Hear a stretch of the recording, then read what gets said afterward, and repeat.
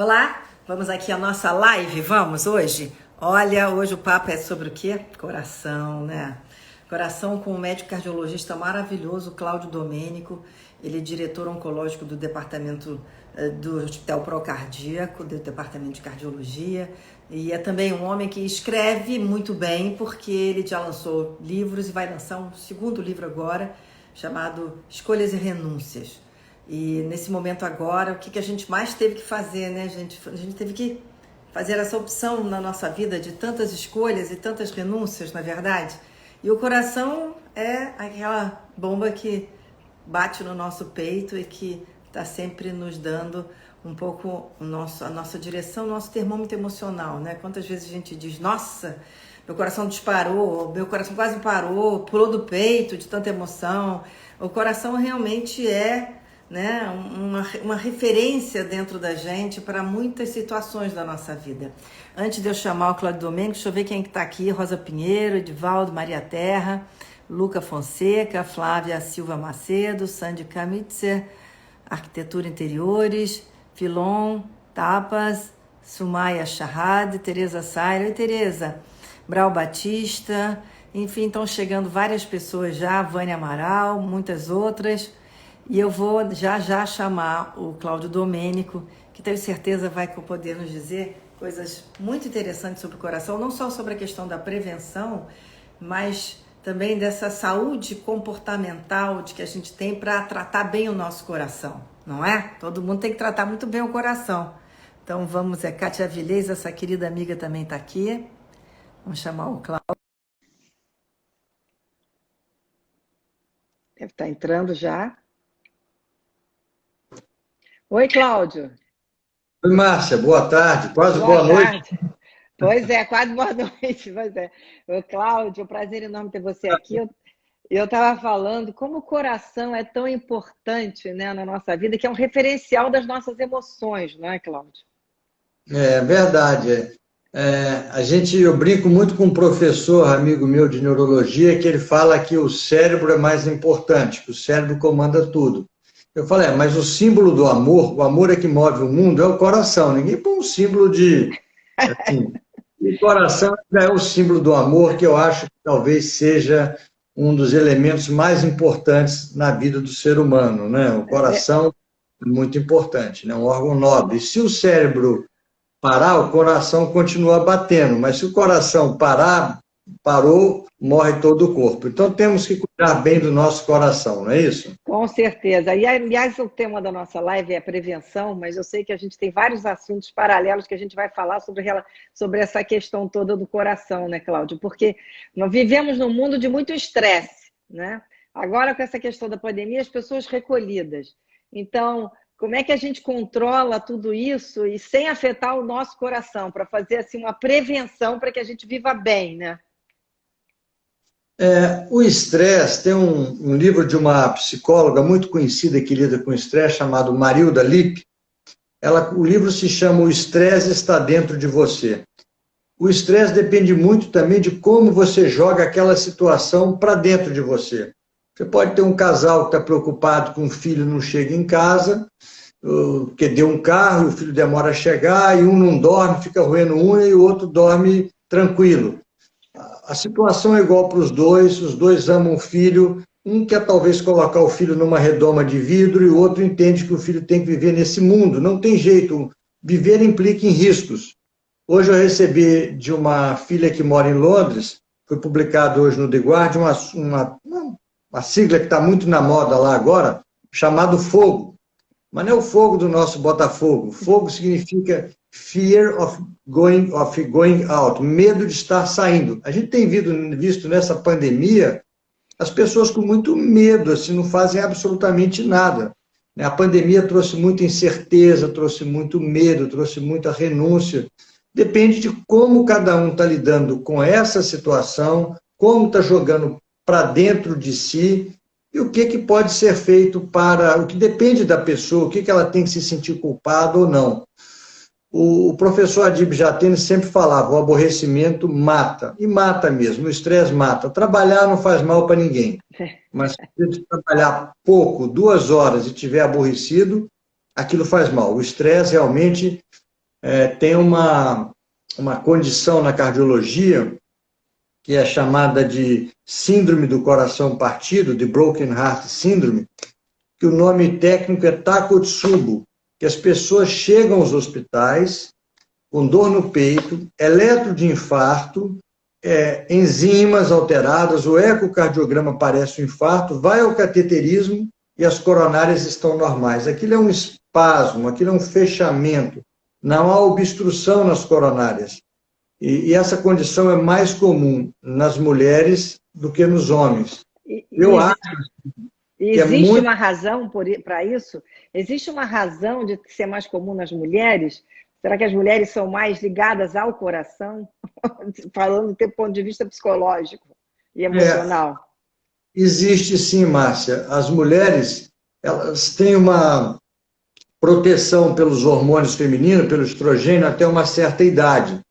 As mulheres têm artérias mais tortuosas do que os homens. As mulheres têm artérias mais finas do que os homens. E tem mais ainda, as mulheres são mais sobrecarregadas do que os homens. O homem, ele é monotarefa. Eu estou fazendo uma coisa, eu me concentro naquilo. A mulher, ela cuida da casa, dos filhos, do marido, do trabalho, ela é guerreira, ela é múltipla tarefa. E a mulher entrou nesse mundo, nessa competição, passou a fumar, passou a trabalhar, assim, as mulheres estão sobrecarregadas hoje. E mais ainda, as mulheres, elas são negligenciadas no que diz respeito aos seus sintomas. Existe uma síndrome descrita por Bernadine Heile, que é uma alemã, até a Barbra Streisand fez um belíssimo filme interpretando ela. A Barbra Streisand se transveste de homem para poder ser aceita, que mostra que as mulheres recebem menos tratamento, as mulheres são menos medicadas, ou seja, se um homem está com uma dor no peito, leva para o cardiologista que pode ser um infarto. É verdade. Negócio desse, aí você pitia, é mal amada, está estressada. Então, isso levou as sociedades americana, europeia e brasileira de cardiologia a criar um departamento de cardiologia da mulher, para que nós, cardiologistas, demos a mesma atenção para os sintomas da mulher que damos para os sintomas do homem. Isso tem um nome chamado síndrome de Entel, para que a gente fique ligado nisso. E a logomarca disso é um vestidinho vermelho para que a gente sempre não esqueça das mulheres. Valorizemos as queixas das mulheres, né? Olha, eu achei isso maravilhoso, porque realmente a gente ouve muito isso, né?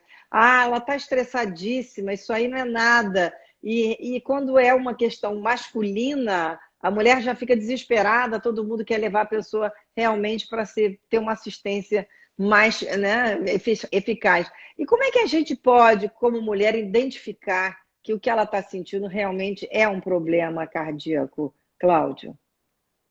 A mulher, ela, por ter uma anatomia coronária diferente, artérias mais finas, mais tortuosas, essa diminuição do estrogênio, principalmente após a menopausa, até a menopausa ela tem uma certa proteção. Depois da menopausa, a chance dela infartar em relação ao homem é igual. Antes é 1/3. E toda vez que você tem um desconforto, uma angústia no peito, um suor frio, uma vontade de vomitar, uma náusea, ou um mal-estar, um desconforto relacionado à atividade física, ou até mesmo a um estresse, um aborrecimento muito grande, na dúvida, procure um médico. É melhor você pecar pelo excesso. Eu tive o ano passado uma senhora que foi vítima de um desses trotes de telefone, de sequestro, ela falou o nome e tal, de uma neta, e aí, estamos com a sua neta, vamos fazer violência, vamos fazer isso e aquilo. Ela começou a passar mal, começou a ter um desconforto, começou a ficar com o coração acelerado, foi para o hospital e teve um quadro coronariano, um quadro de infarto, desencadeado por um estresse muito forte que ela passou. Então, assim, valorizem as queixas, porque se você está em dúvida se aquele mal-estar que você está no peito é uma angústia, se aquele mal-estar que você está no peito é uma hérnia de hiato, um refluxo, ou se aquilo é um problema de coluna, nem o refluxo, nem a hérnia de hiato, nem uma angústia vão te matar, mas um infarto pode ser fatal. Então, na dúvida, peque pelo excesso, né? E durante esse período todo de reclusão, de isolamento, de pandemia, como é que foi? As pessoas pararam muito de ir ao hospital, pararam de se consultar. Eu imagino que isso deve trazer agora, no futuro, outros problemas que vão ser identificados, né, Cláudio?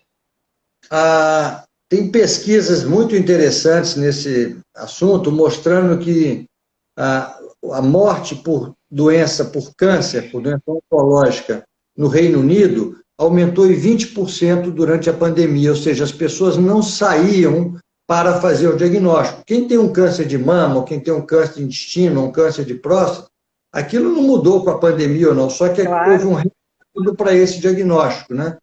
E as pessoas tiveram medo de ir para os hospitais, um medo natural, porque essa pandemia, talvez o filósofo Edgar Morin, o maior pensador vivo da França, ele definiu essa pandemia como só tendo uma certeza, a certeza da incerteza. A gente não sabe se vai pegar o vírus ou não, a gente não sabe se pegando, vamos para o CTI ou vai ser uma forma branda, não sabemos se a cloroquina funciona ou não, não sabemos se vai ter segunda onda ou não, não sabemos quando vem a vacina, e o ser humano, ele gosta de ter certeza para tomar suas decisões. Eu vou me casar, eu não escolho, aquela ali deve ser boa para casar, eu quero conhecer, vou noivar, vou namorar, eu vou comprar um carro, eu me informo. Só que essa pandemia trouxe um medo, uma insegurança, uma incerteza muito grande para as pessoas. Isso as fragilizou muito emocionalmente, né? Então, elas têm medo de sair para ir para fazer um exame. E os hospitais, no início da pandemia, quando nós começamos a tratar os casos de Covid, todos nós tínhamos medo. Eu tinha medo durante todo esse período, acho que não teve um dia que eu não deixei de entrar em gripário, em CTI, para ver doente de Covid. Eu tinha medo de pegar a doença, eu tinha medo de trazer para os filhos em casa, para minha mulher, e tinha medo de saber se eu estava fazendo o tratamento certo ou não para os pacientes. Hoje, depois de 4 meses, esse medo diminuiu, eu já aprendi a tratar melhor os doentes, já conhecemos um pouquinho mais a doença, e os hospitais também criaram comitês de crise, de gestão de crise. Os grandes hospitais hoje, você chega, você faz um teste que a gente chama de Gene Expert, colhe o material do nariz, em 45 minutos a 1 hora, você sabe se está com o SARS-CoV, o vírus do coronavírus, no nariz ou não. Então, esse paciente é dirigido para um setor COVID ou para um setor não COVID. Os hospitais também aprenderam e, de uma maneira geral, funcionaram muito bem. Estão todos de parabéns, sabe? Eu acho que é hora de voltar. Se você, por exemplo, tem um nódulo suspeito de mama, você não deve retardar muito para fazer o seu exame. Mas se você vai para um check-up anual, não sente nada, atrasar 1, 2 meses, você pode atrasar 2 meses. Claro. Tudo bem. Se eu tenho uma cirurgia de catarata para ser feita, atrasar 1, 2 meses, não tem problema. Mas se eu tenho, por exemplo, uma cirurgia de um aneurisma cerebral, um aneurisma de aorta abdominal ou um problema coronariano, aí eu não posso me atrasar. Então, a conversa com o médico vai te ajudar a esclarecer isso. E tem casos que a gente está postergando, tem casos que não. Os hospitais também hoje fazem testes semanais nos seus médicos, quer dizer, todo paciente que vai ser operado, o cirurgião dele é testado, a equipe cirúrgica, os assistentes, a instrumentadora, o anestesista é testado, e o paciente também é testado. Muitas vezes o paciente tem o procedimento adiado porque ele não sabia, mas está com coronavírus numa forma assintomática. Assintomática, né? Né, Márcia? Eu acho que a gente aprendeu bastante com essa pandemia.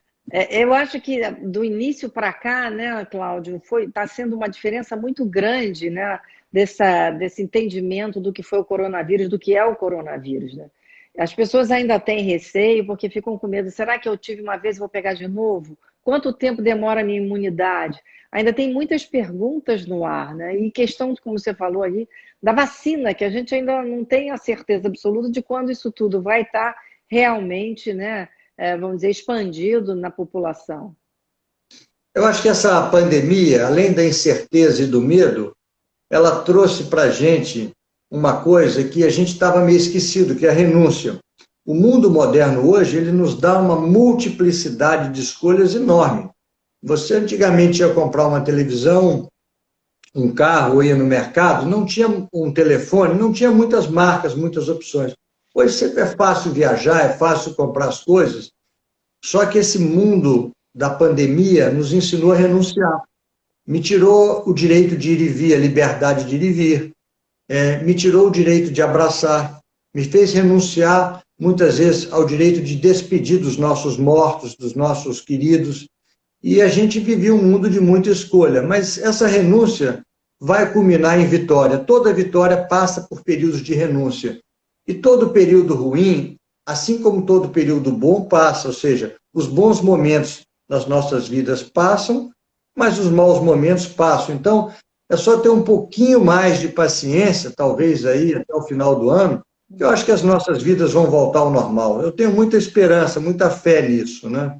Agora, Cláudio, você falou em renúncia e escolha, porque também você está escrevendo sobre esse tema, né? Você está fazendo um livro sobre renúncia e escolhas, você já escreveu, está revisando, não é isso? E eu acho que é um tema assim, muito atual, como você colocou aí, porque nesse momento as pessoas tiveram que fazer escolhas muito difíceis, né? Sobre tudo essas em relação aos seus familiares, aos seus relacionamentos, e renúncias importantes de não poder sair, de não poder fazer certas coisas e perder algumas coisas também muito importantes na vida. O que mais que você pode falar para a gente sobre esse livro, que eu acho muito interessante o título que você deu, Escolhas e Renúncias? Esse livro é o foco, porque o que eu vejo no consultório, Márcia, que a coisa mais complexa não é fazer uma cirurgia robótica, não é fazer um transplante, seja de coração ou de rim, não é fazer uma terapia genética. A coisa mais difícil é mudar o comportamento do ser humano. Porque se fosse fácil, se o conhecimento mudasse o nosso comportamento, médico não fumaria, médico não seria sedentário, médico não seria obeso, acima do peso. E a gente conhece um monte de médico gordo, um monte de médico que fuma e que não faz exercício. Então, mudar o comportamento do ser humano é muito difícil, né? E implica muito em escolhas. Aristóteles dizia que nós somos responsáveis pelas nossas escolhas, não é isso? Então, as nossas decisões são frutos nossos. E a gente vê muito no consultório, Domênico, não consigo emagrecer. Não tenho tempo. Não me pede isso que eu não tenho tempo. Não consigo aprender a mexer em computador. Então, se você não tirar esse não da sua vida, que muitas vezes é a primeira palavra que nós mesmos colocamos nas nossas dissertações, nas nossas colocações, já começa dando errado. Então, você tem que retirar esse não e você tem que falar assim, eu vou mudar essa escolha, né? Eu sou capaz. Então, isso, eu acho que também eu vou abordar um pouco do mundo digital, das doenças do mundo digital, que trouxe inúmeros benefícios no mundo digital, mas trouxe também uma série de doenças para a gente, né? Claro. Fala muito da dependência ao mundo digital, né? Tem até uma palavrinha que ele chama de crackberry, para lembrar aquela analogia daquele telefone BlackBerry com o crack, aquela droga, né? BlackBerry, é verdade. A pessoa acorda às 2 horas da manhã, puxa vida, minha internet está 3G, tinha que estar 4G. Você não tinha que estar acordando de madrugada para ver rede social. Com certeza, eu não tenho que checar nada essa hora.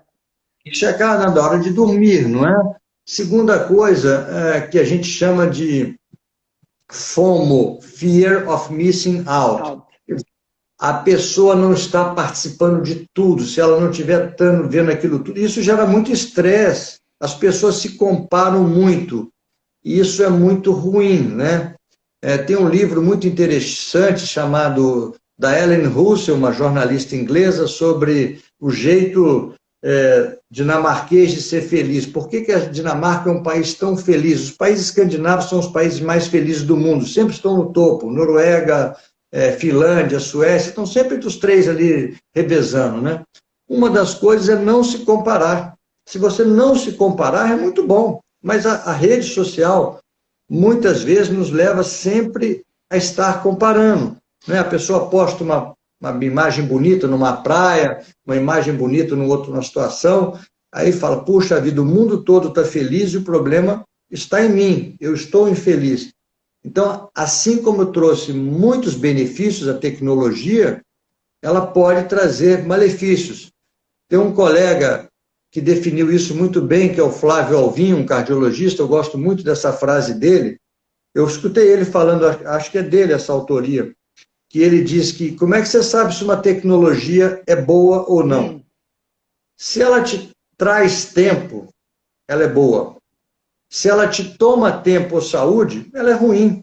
Então, assim, se você usa a tecnologia de uma forma equilibrada, e aí, mais uma vez, eu vou citar o Aristóteles aqui, que é o meu filósofo predileto, que diz: a virtude está no meio, virtus in medio est, ou seja, está no uso equilibrado. Claro. Não precisa fazer exercício de mais, nem de menos, nem comer de mais, nem de menos, nem usar de mais. Se você usar de uma forma equilibrada, com bom senso, beber de forma equilibrada, comer de forma equilibrada, não exagerar em nada, provavelmente você está achando o caminho do meio, né? Então, tome cuidado, né? Esse é um dos assuntos que a gente vai abordar. Vamos falar um pouco também da importância do prazer na hora de você escolher a sua comida, na hora de você escolher o seu exercício, porque as pessoas perguntam: Domênico, qual o melhor exercício?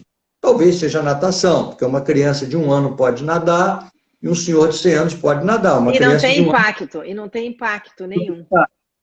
Mas se por outro lado, Márcia, eu detesto nadar e vou ficar ali contando azulejo, terror, não vai, né? Não vai fazer bem nenhum. Não vai fazer bem nenhum. Então, assim, qual é a melhor dieta? É a do Mediterrâneo? É a dieta vegetariana? É a low carb? É a jejum intermitente? É a que se adapta melhor a você, né? Então, assim, não existe, as pessoas querem, às vezes, uma receita pronta, uma receita de bolo. Não existe essa receita para nada, nem mesmo para felicidade, né? Assim, não é comprar ali, estou feliz. Gandhi dizia: a felicidade é o caminho, né? Ah, vou planejar uma ida para Nova York, vou ver a Estátua da Liberdade. A sua felicidade começou na construção da viagem, quando você sentou com a sua esposa, sua namorada, para escolher ali o hotel que vai ficar, quando vai ser a melhor data para ir, que vai curtir aquilo. Então, assim, eu acho que nós somos responsáveis por todas as nossas escolhas, né? Em tudo na vida. E a gente esquece disso, a gente às vezes quer delegar a nossa felicidade para outras coisas. Isso serve, inclusive, até mesmo para que a gente ensine na educação das nossas crianças, né? Se, por exemplo, a pessoa chega para mim e fala: Domênico, como é que eu faço para o meu filho ler? Meu filho não quer ler nada. Vem cá, quantas vezes a senhora levou, o senhor levou o seu filho a uma livraria? Quantas vezes leu uma história para ele? Quantas vezes o presenteou com um livro? Como é que você quer que ele leia? Claro. Agora, Domênico, eu fico imaginando que um consultório de um cardiologista é muito plural nos assuntos mesmo, né? Porque como o coração está tão ligado na emoção, eu acho que as pessoas querem conselhos de vida, além dos conselhos médicos, para poderem ficar bem. É mais ou menos isso, é quase vamos dizer assim, uma terapia que o cardiologista precisa mostrar na transformação da vida daquela pessoa para ela ficar bem no sentido de condicionamento físico? Eu vou mostrar uma capa de um livro para você aqui, que fica na cabeceira do meu consultório aqui, na mesa do meu consultório. Você consegue ver esse livro? Undo It. Undo It, é porque fica ao contrário para a gente, mas tudo bem. Reverse. Isso aqui. Desfaça, né, desfazer, como medidas simples no estilo de vida podem reverter a maior parte das doenças crônicas. Uhum. E aí tem 4 pilares. Mexa-se mais, coma bem, diminua o estresse e ame mais. Mais amor. Só que esse livro é prefaciado pelo Ken Williams, que é a maior autoridade de cardiologia americana, é o presidente emérito do American College of Cardiology.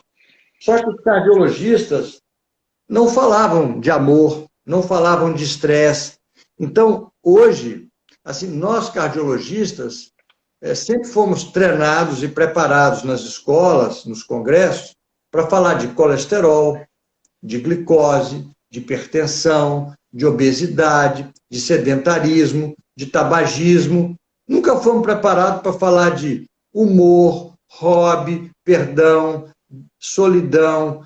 Eu sou uma pessoa perfeccionista, eu sou uma pessoa centralizadora, eu sou uma pessoa que não tenho redes sociais, não tenho amigos, né? O maior estudo de felicidade feito no mundo, basta clicar no YouTube o nome de Robert Waldinger, é um estudo de Harvard que começou na década de 1930, mostra que o fator mais importante para a felicidade e para a nossa longevidade são as boas conexões sociais, bons amigos, aquela pessoa que te dá boas risadas, que não te cobram nada. O ser humano, ele é gregário, ele não foi feito nada. Nós não tínhamos essa preparação na nossa faculdade de medicina comportamental. Medicina comportamental faz parte do currículo já das universidades de medicina nos Estados Unidos. No Brasil, a gente ainda não está começando a falar disso, está começando a falar da importância das humanidades, né? Está começando a se falar da importância de escutar mais as pessoas, dar mais tempo a elas. Tem um oncologista também de Harvard, chamado Jerome Groopman, que tem um livro muito legal, está traduzido já, chama Como os Médicos Pensam. Ah, que interessante. Ele mostra que os médicos interrompem os seus pacientes a cada 18 segundos durante uma consulta. Você chega para mim, Márcia, queixando de uma dor no peito. Aí eu pergunto, Márcia, como é que é essa dor? Você começa a falar, eu te interrompo. Mas, Márcia, o braço, você começa a falar, eu te interrompo. A coisa mais importante na relação médico-paciente, que antes, acima de tudo é uma relação de confiança, é a escuta. Eu tenho que escutar. E o que ele mostra é que se eu deixasse a Márcia falar, ela falaria 2 minutos.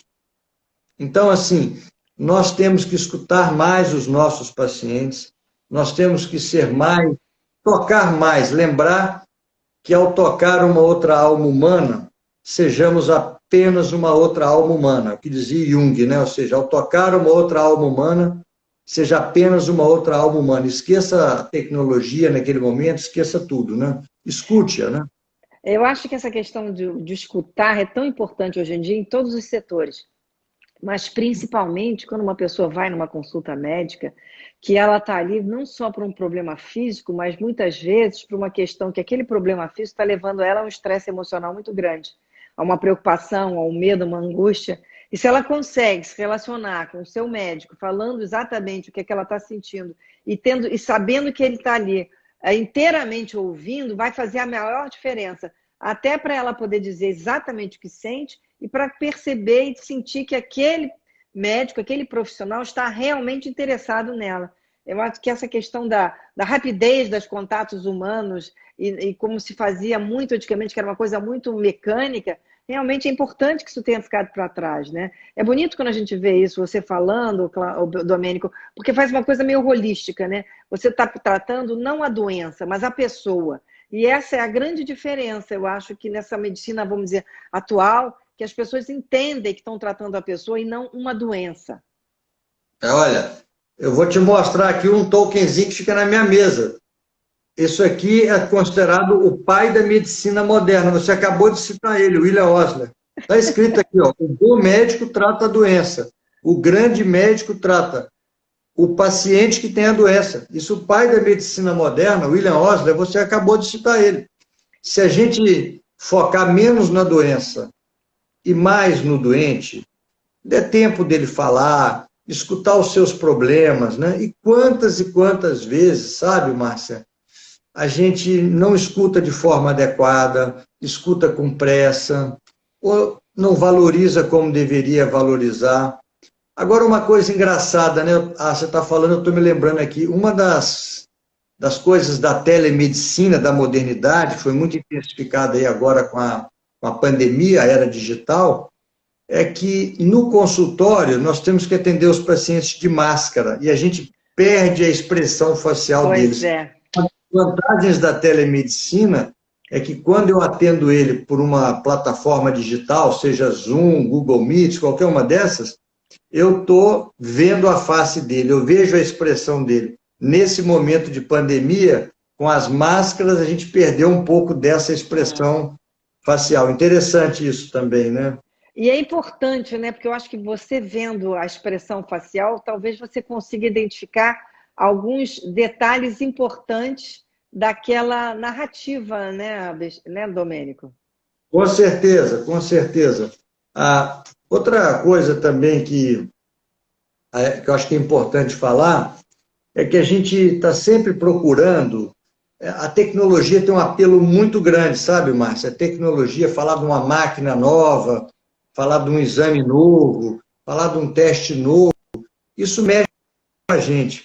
Mas é sempre bom lembrar que assim, o feijão com arroz, aquelas coisas tradicionais, não vão perder nunca o seu espaço, né?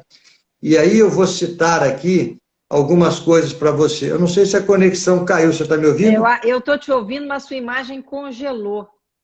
Tá. Agora voltou.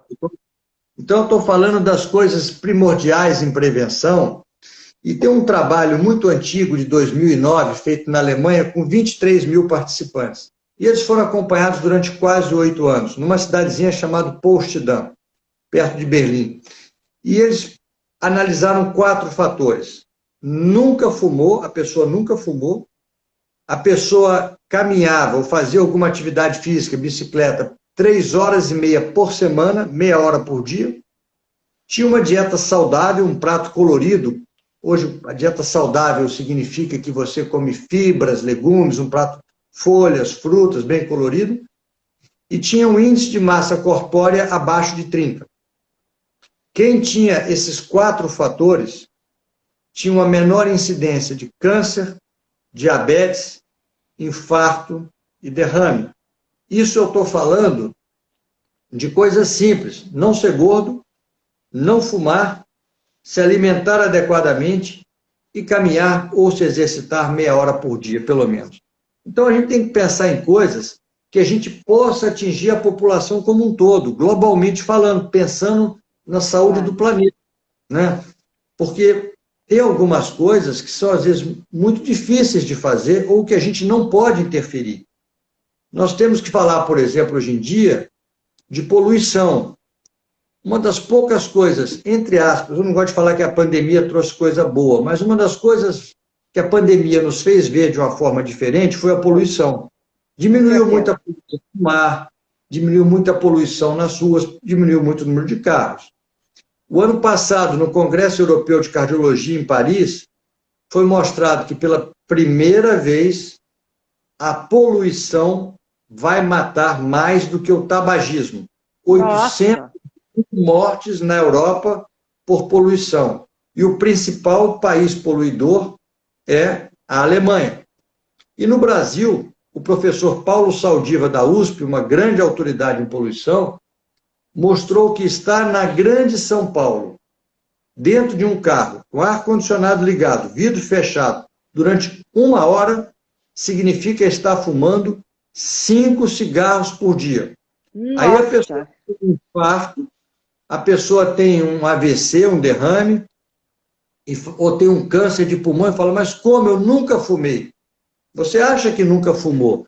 Então, essa pandemia também, eu acho que nos fez refletir um pouco sobre o meio ambiente. Essa pandemia nos fez refletir um pouco também sobre a desigualdade social.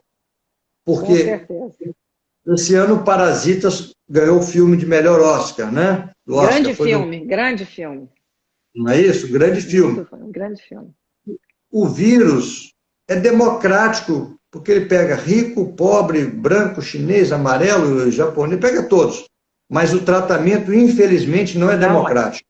Não é. O tratamento, a gente viu essas desigualdades aqui, e se nós não tratarmos as desigualdades da mesma forma que devemos abordar a educação e a saúde, a gente não vai ter uma saúde legal, porque eu posso morar num lugar fino e, eventualmente, um colaborador meu, um motorista, ou uma diarista, uma passadeira, mora numa comunidade, essa comunidade moram 5 pessoas num quarto, e ela pode trazer uma tuberculose, um vírus, uma doença, ou seja, o Parasita mostrou isso, a doença pode entrar na nossa casa pela porta da frente. Então, a pandemia trouxe um pouco à tona a incerteza, trouxe a renúncia, trouxe o medo e exacerbou mais essa desigualdade que, no meu modo de ver, também vai ter que ser vista. A pandemia trouxe o problema da melhora da poluição. Então, eu acho que essa era toda da pandemia, que é um sofrimento enorme para o mundo todo, atingiu, porque uma guerra, às vezes, você atinge 2, 3 países. Mas essa foi geral, né? Foi geral. Então, ela tem que fazer com que nós repensemos o que a gente quer da nossa vida, do nosso mundo, do nosso meio ambiente, de que forma a gente pode começar essa mudança até pela gente mesmo, né? Com até certeza. pela gente. Você sabe, Domênico, que eu conversei aqui com outros médicos e uma das coisas que eu sempre falo que assim que eu acho importante é que no Brasil a gente precisava ter mais noção do que é saúde coletiva, para que as pessoas entendam que a minha saúde depende da sua saúde, né? E que depende das questões todas sanitárias, por exemplo, né? De esgoto, de lixo, e que as pessoas precisam estar muito conscientes. Quando a gente fala que tem que ter uma cidade limpa, que tem que ter uma praia limpa, a gente não está falando apenas só pela questão também do meio ambiente, que é importantíssimo, mas também pela questão da saúde das pessoas que andam por ali, que vivem ali. Então, isso é uma das coisas que me deixa assim, muito apreensiva, que a gente vê que não existe assim, um trabalho mais eficaz com relação a essa questão da saúde coletiva. Não, vamos recolher o lixo, vamos tirar o lixo, porque lixo é doença, não é mesmo? Isso. O mundo vai chegar em 2050 com 10 bilhões de pessoas. Será que vai ter água e comida para todos? O mundo hoje enfrenta, em termos de saúde pública, 3 grandes desafios. O primeiro deles talvez seja a obesidade, né? A obesidade, 50% da população mundial hoje está com sobrepeso. O outro é tabagismo e o outro é a poluição. São, assim, desafios que eu estou falando em termos de $1 trilhão. E a gente vai comparar, assim, se você está falando em saúde pública, a gente precisa de políticas públicas fortes, porque quando dá uma tragédia, uma pandemia, um grande catástrofe, um acidente, o Estado tem que ser forte. Você precisa da segurança do Estado, do corpo do Estado, é sempre assim. Nós precisamos de políticas públicas fortes, de Estados fortes, não autoritários, e precisamos de união de todas as pessoas em todos os níveis, não só no político, no civil, em todas as áreas. No Brasil, nós temos 26 estados e o Distrito Federal 27. Eu vou dar um dado para você que talvez vai te assustar. Você sabe, tem ideia de qual seja o estado da federação que faça mais ou menos atividade física? Atividade física? Atividade física. Eu achava Não. que o Sudeste fazia mais atividade física, mas não posso ter não tenho nenhum dado sobre isso. Todo mundo fala do nosso Rio de Janeiro, do querido Rio de Janeiro. Eu sou um mineiro, adoro o Rio de Janeiro, estou apaixonado por essa cidade, estou aqui desde 83, mas, por incrível que pareça, Pesquisa Nacional por Amostragem de Domicílio, do IBGE, o estado da federação que menos se faz atividade física, o 27º lugar, é o estado do Rio de Janeiro. Que incrível, hein? Você fala assim, poxa, mas eu vejo pessoal surfando na praia, eu vejo pessoal subir na montanha de bicicleta. Correndo na praia. Mano, na lagoa, não sei o quê. O estado que menos faz atividade. O número 1 é o Amazonas, o número 2 é Santa Catarina. Então, para você ter uma ideia, que a gente precisa de políticas públicas fortes. Se você quer implementar esporte, você tem que ter um médico do esporte para cuidar disso. A única, pode ter mudado, a única prefeitura até pouco tempo que tinha médico do esporte contratado era a prefeitura de Vitória, para essa função. Então você tem que ter especialistas, né? Hoje estava dando no rádio que Londres está fazendo uma grande campanha, o TfL, o órgão de tráfego lá, que eles vão doar bicicleta, ensinar a andar de bicicleta, vão fazer a ciclofaixa separada do asfalto, porque eles estão preparando Londres para ser uma cidade diferente em termos de transportes. Quando você vai a Nova York e compara, por exemplo, o Brooklyn com Manhattan, por que Manhattan tem menos obeso do que o Brooklyn? Porque é o que eles chamam de walkability, a caminhabilidade. E Manhattan é muito maior do que no Brooklyn. Mas esses dados tem que ter estudiosos, tem que ter especialistas. Com certeza. saúde pública, nessas áreas todas, ambiental que você está falando, porque as pessoas não fazem atividade física no Rio, porque moram muitas vezes em áreas conflagradas, áreas que não tem a pracinha, mas não pode ir, porque tem medo de bala perdida, de tiroteio. É absurdo isso. Então, assim, você tocou num ponto que é fundamental, que é o poder público, as autoridades públicas que cuidam de meio ambiente, cuidam de transporte, terem um olhar diferente para isso. Nós temos que integrar todas as áreas, né? Para problemas complexos, não existem soluções simples, você precisa de equipes multidisciplinares, concorda? Com certeza, concordo. Domênico, um outro assunto que eu queria falar com você sobre a questão toda do bem-estar físico e relacionado ao coração é o sono. Até que ponto essa questão de que as pessoas também confinadas, em isolamento, ficaram muito assim, vivendo de noite e perdendo o dia, porque ficam na televisão, ficam vendo filme, ficam vendo série, ficam muito ligadas nas informações. Tem até um termo sobre infopandemia, que as pessoas também estão tanta informação que as pessoas acabam ficando muito angustiadas, né? Mas essa questão do sono, eu queria saber até que ponto o sono também é um componente importante para a saúde do coração. Olha, na capa do meu livro, eu até coloco um negócio sobre a apneia, né? Porque o médico pergunta ao paciente, o senhor ronca? O paciente fala, raramente. Aí a mulher fala, só quando ele dorme.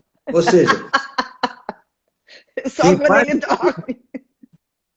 Quem faz o diagnóstico de apneia do sono, geralmente é o cônjuge. Eu não sei se eu ronco, tenho que perguntar à minha esposa e vice-versa, ela a mim.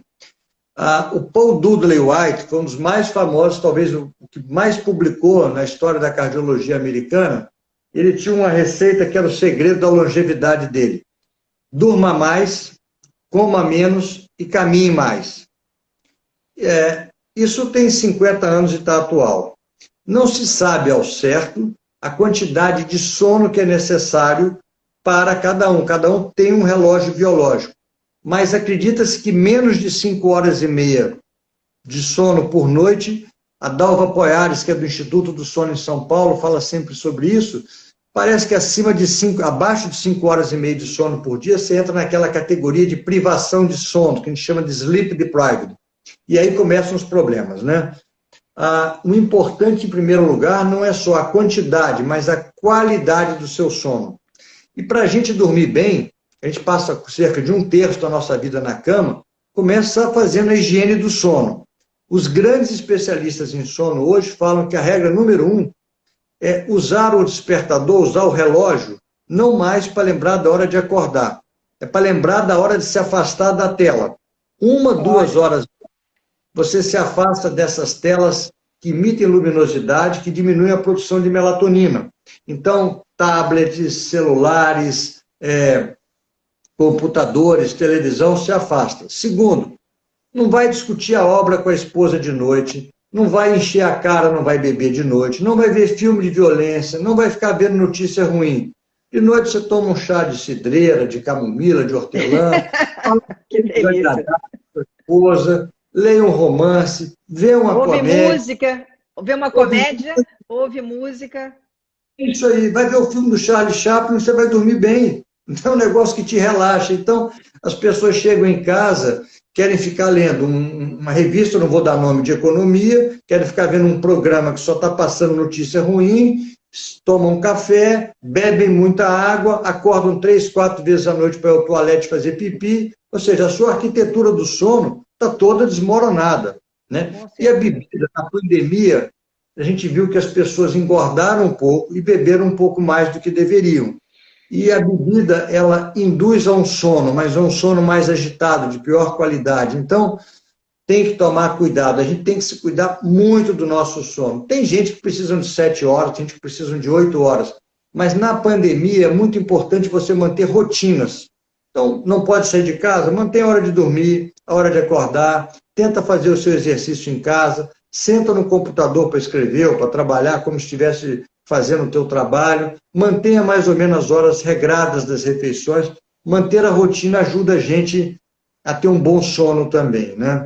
E tem gente que não gosta muito, assim, é muito individual. Tem gente que fala, Domênico, eu faço exercício à noite, eu fico pilhado, aquilo me excita. Então não faz exercício à noite, faz de manhã cedo, que é melhor para você, né? O sono, você tocou numa... É fundamental hoje em dia, e a gente fala muito sobre isso, e quando a pessoa fala para a gente que tem muita sonolência diurna, fica abrindo boca, fazendo boca de iã, e está dirigindo, o tráfego está engarrafado, dá aquelas cochiladas, essa pessoa deve ter apneia do sono, né? Manda para um especialista que ele vai te ajudar a tratar disso daí, né? Agora, a apneia do sono é aquela maquinazinha que a pessoa tem que botar no nariz para respirar, é isso? É Por que chato, é? mas o melhor é o tratamento, assim, tem coisas que são comprovadas. Qual o melhor tratamento para apneia do sono? É a máscara do CPAP. Toda vez que você usa, se você nunca usou óculos, começa a usar óculos, te incomoda. Se você nunca botou aparelho de dente, começa a botar um aparelho de dente, no início te incomoda. Se te botarem uma palmilha no início, vai te incomodar, mas o ser humano se adapta. Depois de um tempo, ele se adapta e os benefícios que a máquina vai trazer, porque quando você tem apneia, o teu corpo todo fica mal oxigenado. O cérebro, o coração, o rim, mexe com tudo, né? Então, e tem muita gente que se beneficia da meditação, das técnicas de relaxamento hoje em dia, né, para dormir.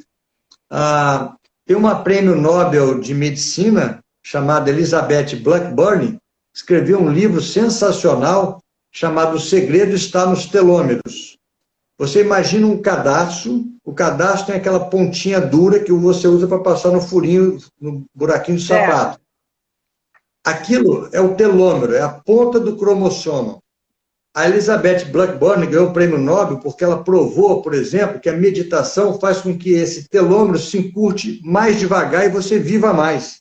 Olha! Então, a meditação, ela é considerada assim um aliado da medicina na cardiologia, por exemplo. Desde 2011, a Sociedade Brasileira de Cardiologia já recomenda as técnicas de respiração lenta, meditação, tai chi chuan, yoga, isso abaixa a pressão. Eu vou brigar com a Márcia. Antes de eu brigar com a Márcia, eu falo, inspira durante 4 segundos, prende, solta em 8 segundos. Ninguém briga. Eu vou brigar, eu fico vermelho, eu fico nervoso. Então, a meditação hoje é um aliado, a meditação, mindfulness, que ajuda muito também para desacelerar, que a gente às vezes está com aquela cabeça muito poluída, com uma atividade mental, uma atividade psíquica intensa, pensando muito. Vai meditar, vai orar, vai dar umas boas gargalhadas que você vai dormir melhor, né?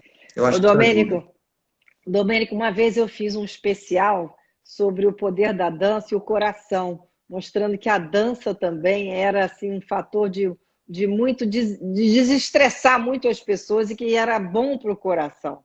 E você, como cardiologista, acha que a dança também é boa para o coração?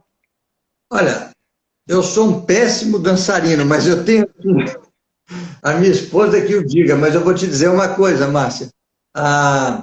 Tem um livro de um pesquisador chamado John Hattie, que é Corpo Ativo, Mente Desperta. E ele prova, é um pesquisador que mostra o seguinte, quanto mais complexo a atividade física que você faz, mais bem para a sua cognição, para a sua memória. Ou seja, eu estou andando numa esteira, eu estou ali, não estou fazendo nada... Mecanicamente, meio mecânico. Agora eu estou dançando tango com a Márcia.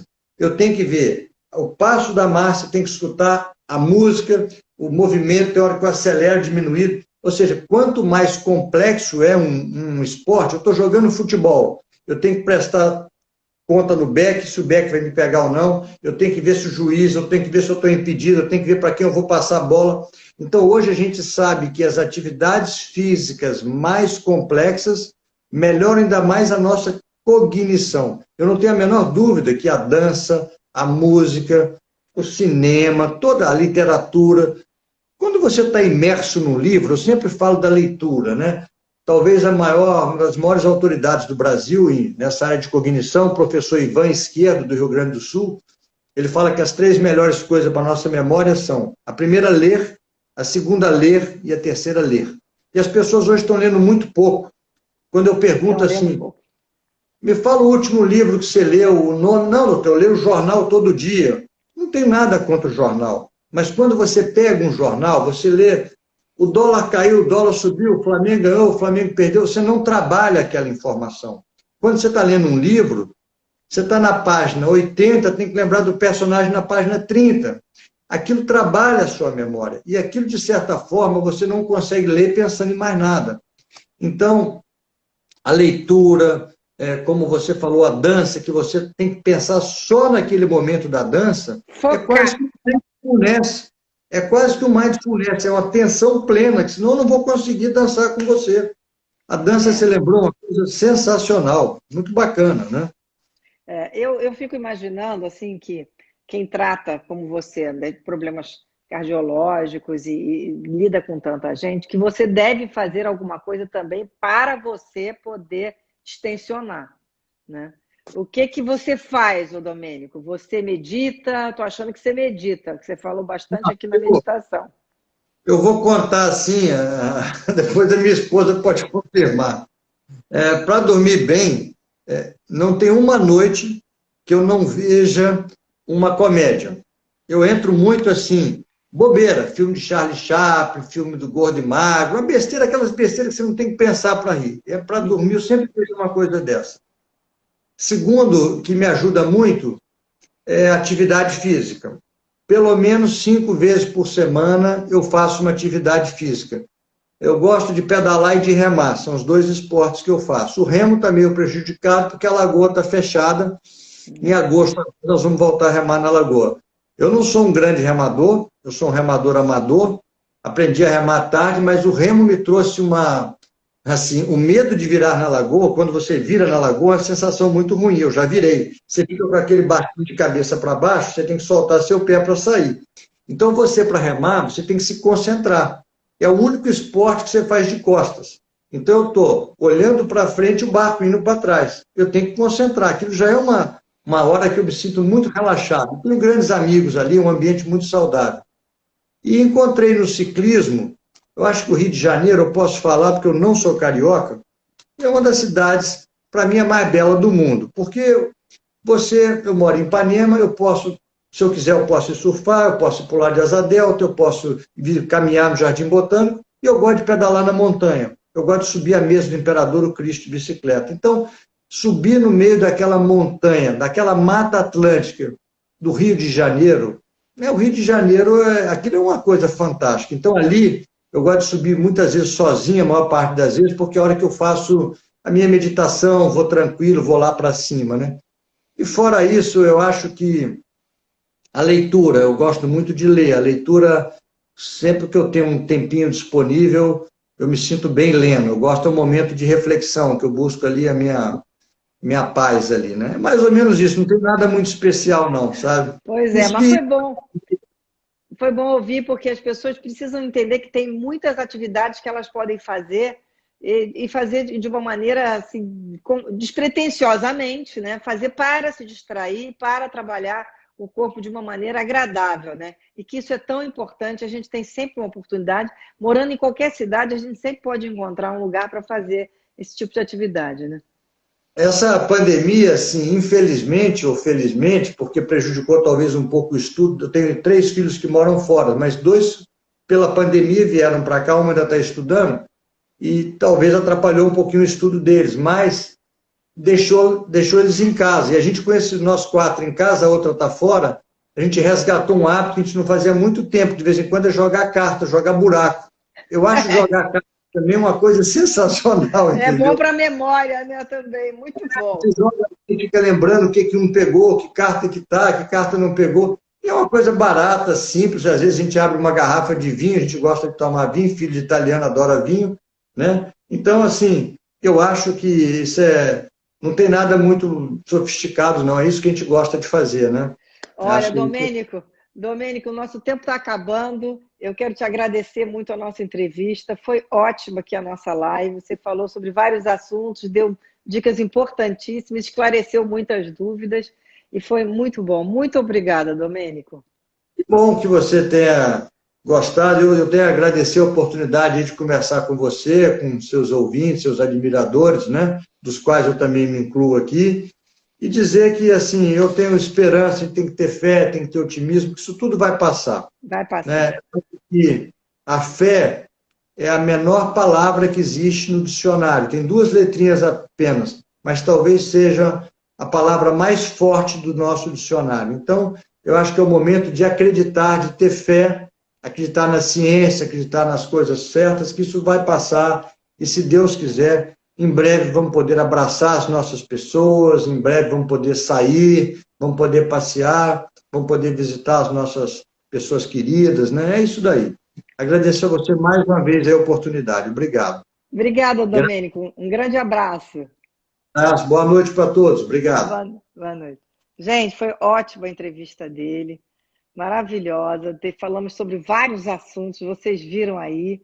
E eu quero dizer que amanhã também tem aqui o Arthur Amorim, leigo, palestrante, que criou uma comunidade Vinde Verde que é muito bonita, e a gente vai falar sobre muita coisa sobre a fé, que foi o que o Domênico encerrou, tá bom? Então, até amanhã às 18 horas. Até lá.